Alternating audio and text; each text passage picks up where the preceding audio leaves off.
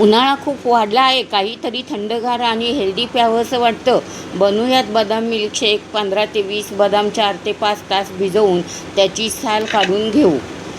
आता मिक्सरमध्ये बदाम, थोडंसं दूध आणि साखर घालून बारीक पेस्ट तयार करून घेऊ.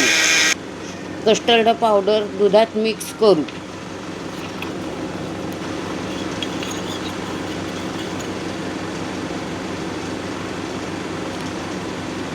उरलेलं थंड दूध, वेलची पावडर, कस्टर्ड पावडरचं दूध आणि बर्फ घालून छान ब्लेंड करू.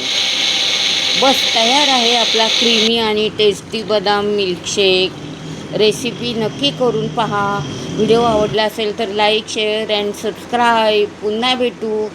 Bye bye.